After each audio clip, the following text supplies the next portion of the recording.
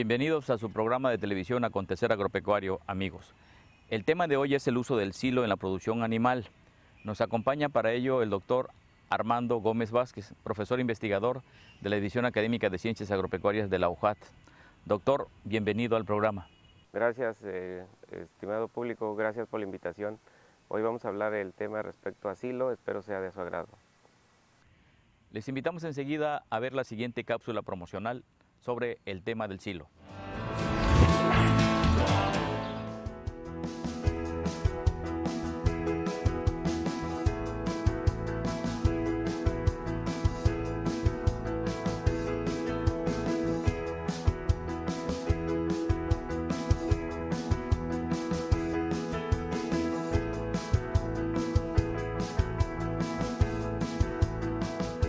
El proceso de ensilaje representa una técnica de fácil elaboración, la cual puede ser adaptada por los productores de ganadería familiar para alimentar a sus animales.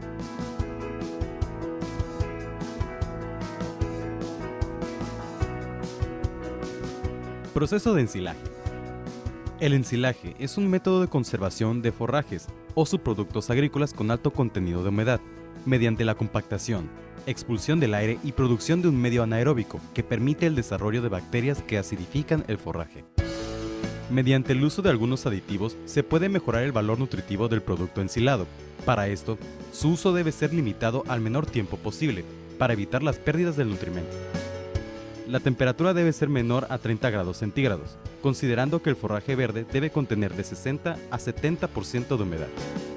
El forraje se pica al tamaño de partícula que se va a ensilar y presionar una cantidad que quepa en las dos manos durante 30 segundos. Si el forraje deja húmedas las manos y mantiene la forma ejercida por la presión, este tiene un contenido ideal de humedad. Los materiales deben oponer poca resistencia a la acidificación, como ocurre en el caso del maíz. Cuando la resistencia es alta, se requiere de un aditivo como la melaza diluida, la cual puede asperjarse sobre el forraje.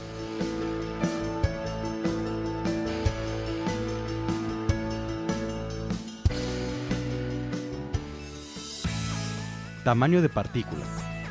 Para lograr una mejor compactación del material ensilado y ayudar a la salida del aire, se recomienda que los forrajes a ensilar se corten a un tamaño de partícula de entre 1 a 2 centímetros.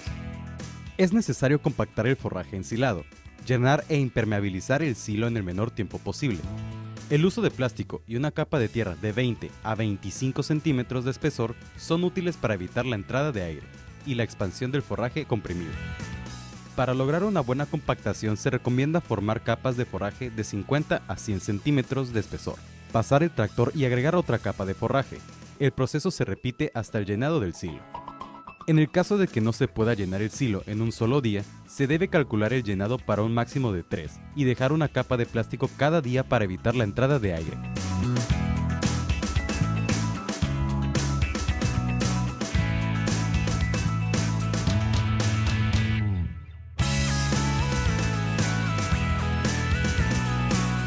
Fase anaeróbica. Cuando el oxígeno ha sido consumido, inicia el desarrollo de bacterias lácticas, responsables de la acidificación del material. Si las condiciones son ideales, el ensilado alcanza un pH de 4.2 en 7 días después del ensilaje. En esta fase, la temperatura del material ensilado se mantiene entre 15 a 25 grados centígrados. Temperaturas superiores a los 25 grados indican presencia de oxígeno. El cultivo a cosechar se conducirá al silo inmediatamente después de la siega. Se debe cortar únicamente la cantidad necesaria que va a ser ensilada cada día.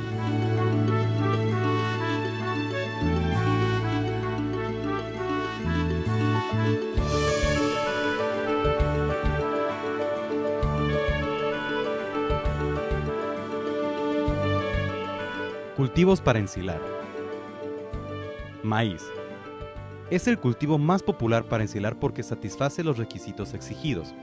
La planta se debe cortar después de la formación de la espiga, cuando la semilla se encuentra en estado masoso, lechoso, es decir, cuando mediante la presión del grano con la uña libera una sustancia blanquecina que mezclada con el mismo grano forma una masa, y es cuando el maíz presenta su máxima concentración de carbohidratos solubles. Sorgo. Es apto para regiones cálidas con escasa precipitación. Para ensilar se debe cosechar cuando la semilla se encuentra en estado masoso, lechoso, ha madurado o cuando el grano tiene 35% de humedad. Avena. También se puede ensilar, una vez que sus semillas han alcanzado el estado masoso-lechoso. Praderas naturales. Estas se pueden cosechar para ensilar cuando más del 80% de las plantas están espigando. Se recomienda agregar melaza, debido a su baja concentración de carbohidratos solubles. Requerimientos para alimentación. Se debe recordar que animales productivos no se pueden alimentar únicamente a base de ensilado, ya que el valor nutritivo de este no cubre sus requerimientos. La cantidad de material a ensilar depende de cada explotación, cantidad y características de los animales en producción y del alimento en el año. Se considera que el ensilado cubra el 50% de los requerimientos de alimento en un hato a lo largo de un año, considerando la cantidad total y el peso de los animales. Tomando en cuenta lo anterior, vacas en producción pueden consumir de 7 a 10 kilogramos, novillos de engorda entre 5 y 8, becerros de 2 a 5 kilogramos, borregas y cabras de 200 a 400 gramos de ensilaje al día.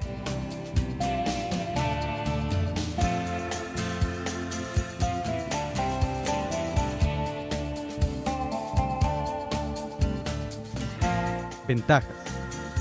A consecuencia de los numerosos cambios que se dan durante el proceso de ensilaje, se obtiene un producto suculento y ácido, que los animales consumen con gran avidez. En el caso de leguminosas como la alfalfa, el proceso de ensilaje evita la pérdida de hojas, comparado con el enificado.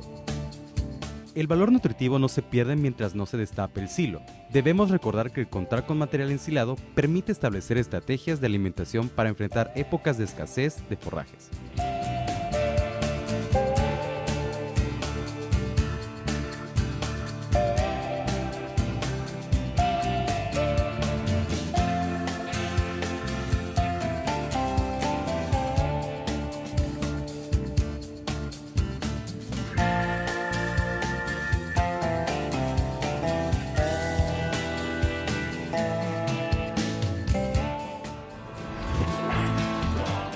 ¿Qué les pareció la cápsula? ¿Verdad que interesante?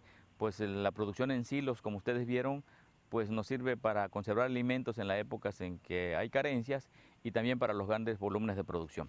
Vamos a continuar después de un espacio promocional con nuestro tema, amigos.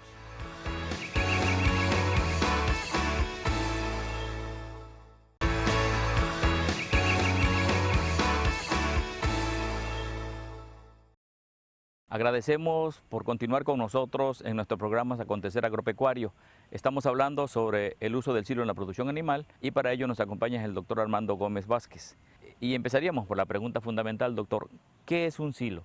A grandes rasgos, el silo es un método en el cual se utiliza para conservar los forrajes en épocas críticas, en este caso trópico húmedo para cuestiones de lluvia, excesos de agua y en épocas de estiaje o falta de forrajes. Este tipo de métodos para conservar alimentos denominados silo se utiliza mucho para también producciones altas, como por ejemplo producción de leche, producción de carne, que son necesarios para poder sustituir cierta calidad de productos, como por ejemplo la soya, por ejemplo minerales, por ejemplo otras proteínas de origen de granos, en el cual podemos sustituir este elemento llamado silo. ¿Qué es lo que hace el silo realmente? Bueno, esto se somete a ciertas capas de forraje, por ejemplo, no sé, el forraje más abundante en el trópico es el pasto estrella. Podemos poner una capa de pasto estrella, podemos poner luego un poquito de minerales, de pollinaza, de gallinaza, etcétera, y se va armando la capa de tal manera que a través del tiempo, una vez compactado, se pueda generar un tipo de fermentación. Este tipo de fermentación genera nutrientes como ácidos grasos volátiles, lo cual son precursores de energía, de proteína y beneficia la producción animal en este sentido. Si pudiésemos hablar de un espacio del silo, ¿cómo nos lo imaginamos o cómo le comentamos al público en general, doctor, o a los interesados de hacer un silo? ¿Hay que usar algún tipo de material de construcción o simplemente es a cielo abierto? ¿Cuál es físicamente cómo sería el silo? Bien, de manera histórica siempre se hizo a través de un espacio perforado llamado silo enterrado. Esto traía muchas desventajas porque había filtración de agua en el espacio, y cuando se ensilaban grandes volúmenes como 10, 20, 30, 60, 100 o más toneladas, se echaban a perder en un rato, lo cual era muy caro echar a perder ese producto, entonces se optó por utilizar el silo sobre la superficie del suelo. Es decir, ahorita hay unas bolsas muy prácticas de 50 kilos, de 100 kilos, el cual se puede almacenar esas cantidades. Y hay otras de tipo industrial en el cual se pueden tirar sobre el suelo. Es un espacio muy grande, redondo, transparente, donde se puede ir monitoreando el estado de la fermentación. Pero eso es para grandes productores y es bastante caro ya ese mecanismo. Ahorita el que puede sustituir eso para pequeños productores o productores de traspatio, se pueden utilizar bolsas de 50 kilos, se utiliza todas esas mezclas y cuando ya está listo el silo se puede abrir exactamente esos 50 kilos y no se echa a perder el producto. Entonces esas son las grandes ventajas que tiene utilizarlo de esta forma fraccionada actualmente. Eso ya se ha hecho bastante doméstico, ya es bastante práctico, es bastante eficiente y no tenemos pérdida de producto. Sin embargo, entiendo que habría que buscar superficies o áreas donde pues no sean susceptibles de que se inunde, ¿no? Así es, de hecho se considera una bodega realmente techada para que se eviten muchos factores para la pérdida, tales como roedores, insectos. Los roedores son bastante susceptibles a romper las bolsas porque cuando se fermenta el silo expide un aroma bastante agradable como si fuera la levadura de cerveza y esto hace que sea atractivo para el roedor y casi siempre rompe las bolsas. Entonces necesitamos un lugar cerrado, tapado, de tal manera que nos garantice que ese producto no se eche a perder y no sea roto por algunos roedores. ¿No tendría nada que ver, por ejemplo, la composición estructural del suelo?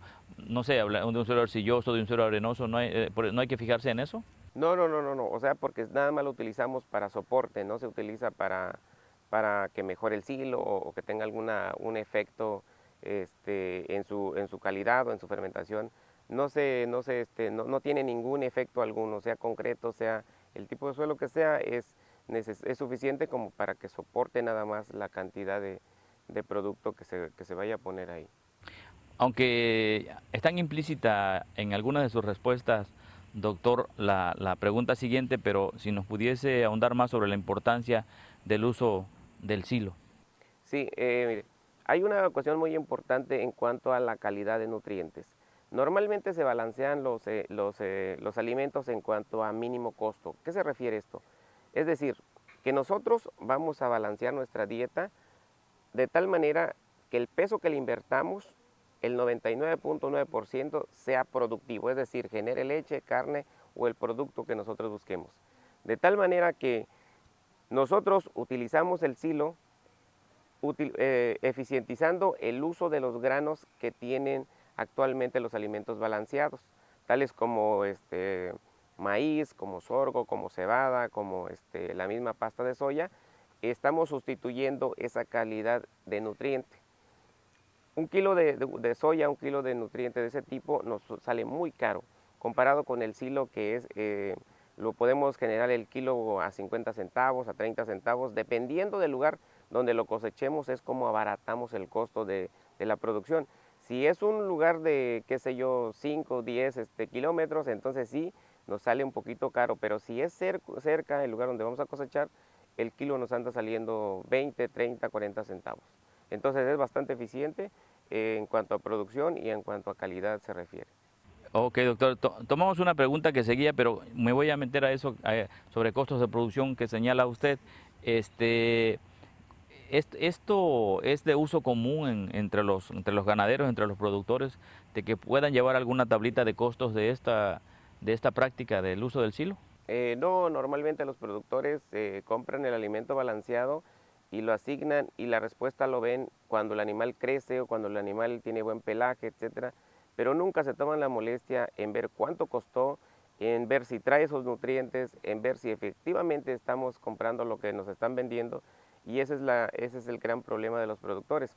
Sin embargo, es muy fácil y sencillo llevar a cabo esto, o sea, cuánto nos cuesta, que lo que estamos comprando realmente es lo que tiene. En este caso del silo, nosotros podemos monitorear con un análisis químico todos los compuestos, es decir, cuánto tiene de fibra, cuánto tiene de proteína, cuánto tiene de celulosa, de hemicelulosa.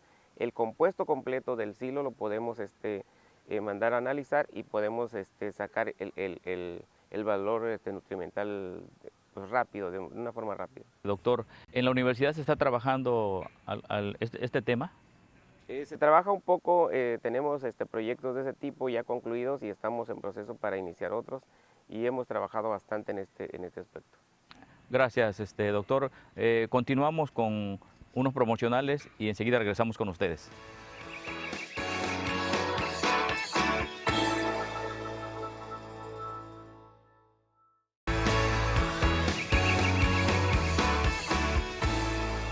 Hola amigos, continuamos en Acontecer Agropecuario. Estamos platicando con el doctor Armando Gómez Vázquez de la División Académica de Ciencias Agropecuarias. Doctor, habíamos terminado hablando sobre las bondades del silo, pero ¿pudiéramos puntualizar algo más sobre las ventajas y desventajas de la producción en silo?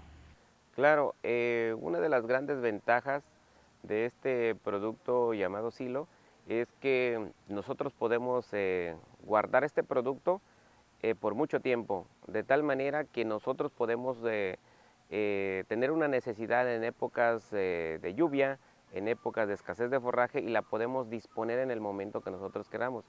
Llega el productor, perdón, abre el silo y ¿qué? ¿Así sencillamente palea o cómo lo saca? ¿O con una cubeta? No, la gran ventaja de esto es que, por ejemplo, si almacenamos en 50 kilos 10 toneladas, solo va a destapar las bolsas que requiere el productor, es decir, voy a requerir 100 kilos, solo jala 2 bolsas y se lo lleva, cierra la bodega y destapa las bolsas allá en el corral. Y de tal manera que el resto se sigue conservando sin ningún problema. El proceso de fermentación tiene que ser compacto de tal manera que no tenga nada de oxígeno. En el caso del uso de las bolsas se debe de sacar el aire a través de una aspiradora normal, convencional de casa.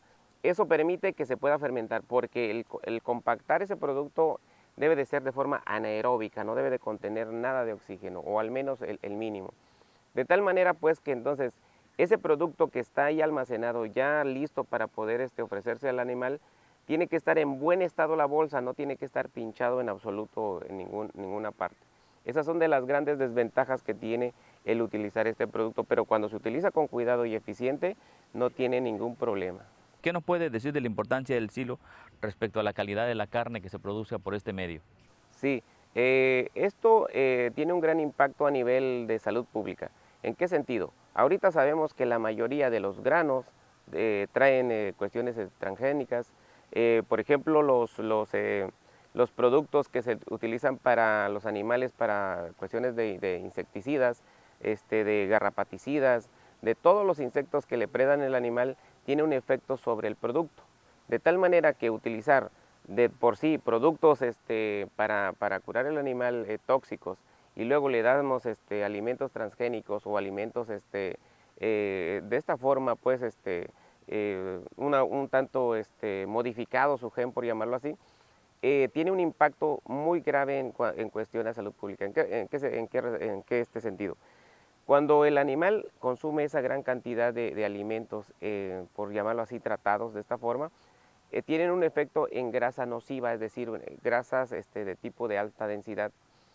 Cuando nosotros sabemos que si le damos puro forraje a un animal y produce esa carne con puro forraje, tiene un tipo de carne más blanda, la grasa es menos densa, es menos dañina para la salud humana. De tal manera pues que entonces dándole este tipo de silo es mucho más benéfico que darle granos o alimento balanceado que no sabemos el origen de cómo lo hicieron y de dónde viene.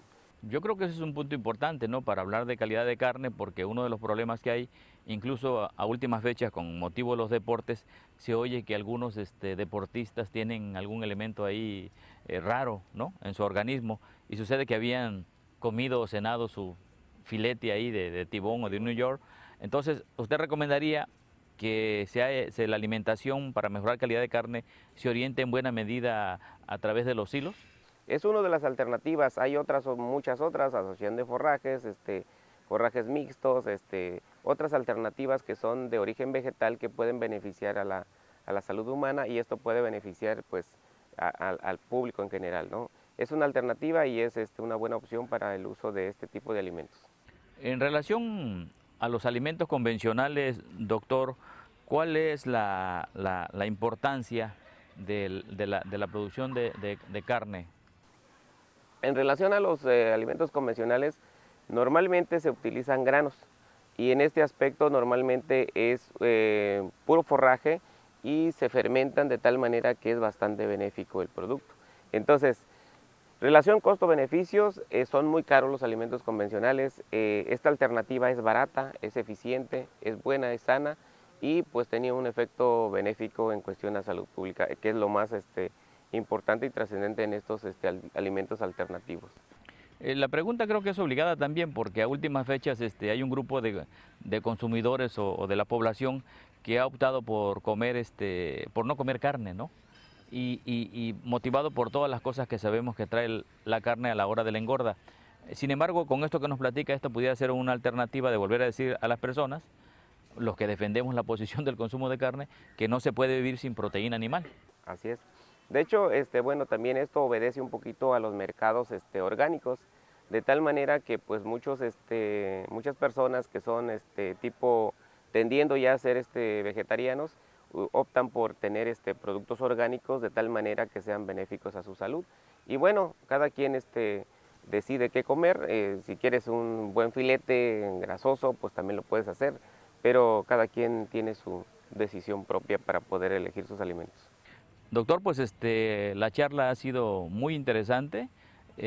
Yo creo que tanto usted como yo invitamos al público en general a que esté atento a este tipo de cápsulas y de comentarios y de programas que está haciendo la Universidad Juárez Autónoma de Tabasco a través de la División de Ciencias Agropecuarias. A ustedes, amigos, les invitamos a ver el siguiente programa. En la siguiente semana, Acontecer Agropecuario estará siempre a sus órdenes. Los hongos tienen una importancia social, culinaria y en la cultura del país. Por ese motivo vamos a platicar con la doctora Capello sobre el tema de los hongos comestibles. Doctora, ¿qué son los hongos? ¿Cuál es la importancia de los hongos en el país? Ok, los hongos son organismos vivos que nos ayudan no solamente en los ecosistemas naturales. Ellos regulan toda la materia orgánica que se encuentra en el suelo para reintegrarla y que las plantas las absorban y vuelvan a hacer el ciclo de los nutrientes. Hay los que les llaman alucinógenos o tóxicos, pero también hay venenosos. Aunque nosotros no nos debe de alarmar esta situación porque los hongos que ya son cultivados precisamente solamente son los comestibles. Es muy importante que conozcamos nuestros recursos y sobre todo que los aprovechemos.